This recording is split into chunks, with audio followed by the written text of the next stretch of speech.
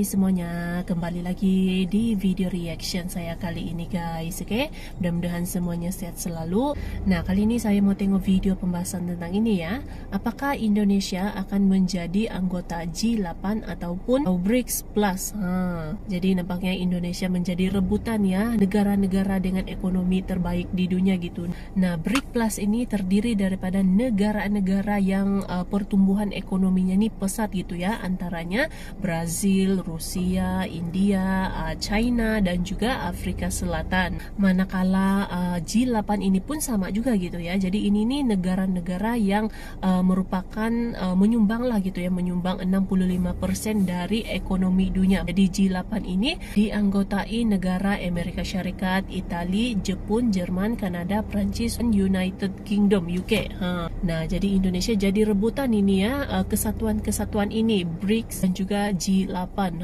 So, jangan lama-lama lagi, mari sama-sama tengok video ini. Let's go.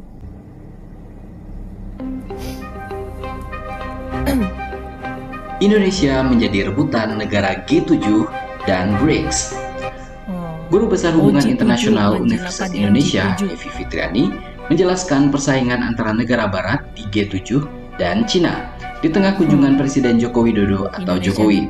Jokowi hari ini telah berada di Jerman karena diundang untuk mengikuti konferensi tingkat tinggi atau KTT kelompok negara industri maju yang tergabung dalam forum G7. G7 itu selama ini berusaha jangan sampai kalah dengan Cina, kata dia saat dihubungi. G7 merupakan kelompok negara-negara maju yang beranggotakan Jerman, Prancis, Kanada, Italia, Jepang, Britania Raya, dan Amerika Serikat. Uni Eropa juga masuk ke dalamnya. Pertama, Evi menjelaskan kalau KTT G7 dilakukan sebelum dimulainya KTT G20. Sehingga Jokowi pun diundang ke G7 karena tahun ini Indonesia jadi tuan rumah G20. Maka diharapkan, kata Evi, agenda yang diperjuangkan Indonesia di G20 bisa disetujui oleh G7 dalam kunjungan Jokowi ini. Sebab G7 sebagai pendiri G20 dan negara-negara dengan perekonomian paling kuat ini mempunyai suara mayoritas di G20 dibandingkan negara lain. Jadi kehadiran Presiden Jokowi di KTT G7 bagus untuk mengamankan agenda G20, jelas dia. Di sisi lain dalam konteks geopolitik, Evi menyebut sedang terjadi persaingan yang ketat antara G7 dan Cina saat ini. Selama ini negara-negara G7 mendominasi ekonomi dan politik dunia pasca Perang Dunia Kedua sampai hari ini. Tapi kemudian muncul Cina dan beberapa negara lain yang tumbuh lebih kuat dibandingkan negara G7. Evi pun mengingatkan kalau beberapa hari yang lalu, negara-negara berkembang besar yang tergabung di dalam BRICS, yaitu Brazil, Rusia, India, Cina, dan Afrika Selatan, juga baru saja menggelar pertemuan. Jokowi pun turut diundang dan ikut memberikan sejumlah usulan sebagai negara mitra di pertemuan BRICS tersebut. BRICS sendiri merupakan emerging economy yang juga dianggap mengancam eksistensi G7. Jadi dunia ini sedang berubah, kata Evi. Ekonomi dunia tak lagi bisa dikuasai G7 dan dinilai Evi melahirkan dilema di negara anggotanya.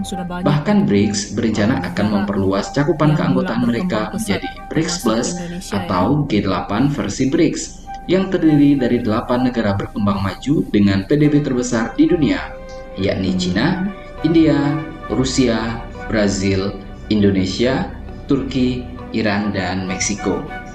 G7 sudah mengakomodasi pengembangan dunia tersebut dengan membentuk G20, tetapi tetap berusaha mendominasi di tengah Cina yang terus menguat. Analoginya, orang kaya yang sekarang mereka nggak bisa mendominasi lagi karena tetangga mereka juga lebih kaya lagi. Kan menakutkan, ujar Evi.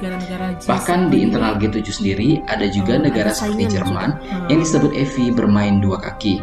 Lantaran Jerman tetap menjalin hubungan baik dengan Cina dan saling jadi mitra perdagangan terbesar. Sehingga kata Evi menjadi masuk akal ketika Jerman berusaha menyelamatkan ekonomi mereka karena ternyata berhubungan ekonomi dengan Cina dinilai lebih menguntungkan. Di Eropa, Jerman termasuk sering dimarahi oleh negara-negara Uni Eropa, kata Evi. Maka jika negara barat di G7 pada akhirnya tetap memusuhi Cina, kata Evi, negara seperti Indonesia lah yang diuntungkan. Sebab Cina bisa menjadi lebih perhatian dan membuka pasarnya untuk Indonesia, juga negara ASEAN lainnya tentu. Jadi to some extent kita diuntungkan dari persaingan ini karena Cina jadi dekat dengan kita. Bahkan tak hanya Cina, negara G7 pun juga dinilai bisa dekat dengan Indonesia karena negara ini dilihat sama sekali tidak terlibat dalam persaingan negara-negara besar manapun. Jadi yang penting kita berusaha bertindak sesuai posisi kita aja. Itulah kelebihan Indonesia, ujar Evi. Lebih lanjut, Jokowi tidak sendirian datang ke KTT G7 mewakili Indonesia. Jerman yang menjadi ketua G7 tahun ini juga mengundang negara-negara mitra lainnya seperti Argentina, India, Senegal, dan juga Afrika Selatan. Sebelum Jokowi dan para negara mitra hadir, G7 sudah memulai kegiatan mereka. Salah satu hal yang dibicarakan yaitu G7 berjanji menyediakan 600 miliar US dollar atau setara 8.878 triliun rupiah selama 5 tahun untuk membiayai infrastruktur yang dibutuhkan negara-negara berkembang demi melalui proyek Belt and Road inisiatif Cina bernilai triliunan dolar juga. Program Belt and Road inisiatif Cina atau OBOR memberikan pinjaman berupa proyek infrastruktur di negara berkembang mulai di area Pasifik, Asia, hingga Afrika. Adapun pembiayaan 600 miliar dolar ini disampaikan G7 saat meluncurkan kembali program kemitraan untuk infrastruktur dan investasi global. Pakar hubungan internasional dari Universitas Padjadjaran, Teuku Reza Shah, juga melihat relevansi kehadiran Jokowi di KTT G7 terhadap G20 di Indonesia. Ia menilai kehadiran Jokowi jadi momentum yang luar biasa karena Jokowi bisa mengundang para pemimpin negara G7 di sana untuk menghadiri KTT G20 di Bali bulan November 2020 ini. Ini kesempatan Indonesia melobi kepala negara tertentu, walau kita nggak bisa memaksa semua datang ke G20 ya. Selain bisa mengundang pemimpin negara G7, Reza menyebut kehadiran Jokowi menjadi momentum luar biasa karena bisa mendapatkan hasil langsung dari pertemuan G7 yang diketuai Jerman ini. Itu sebabnya hasil G7 bisa diteruskan ke G20. Jokowi bisa langsung dapat masukan dari ketua penyelenggara yaitu Jerman. Jerman dengan kita lagi manis-manisnya nih, kata Reza. Sebab Presiden Jerman Frank-Walter Steinmeier juga baru ke Indonesia beberapa waktu lalu. Jerman, kata Reza, juga berkepentingan di kawasan Indo-Pasifik yang dihuni lebih kurang 40% penduduk dunia dan berkontribusi pada 40% PDB global. Jadi ini bagus untuk menciptakan suatu poros pembangunan di masa depan. Jika selama ini kita ke Cina, ke Jepang, sekarang sudah waktunya kita ke Jerman sekalian. Gak ada yang tanya siapa itu Jerman, ujar Reza. Oke guys, jadi itu dia video pembahasannya ini. Jadi sekarang ini memang Indonesia jadi rebutan gitu ya, negara-negara yang ini ekonominya tuh terbaik lah di dunia gitu ya.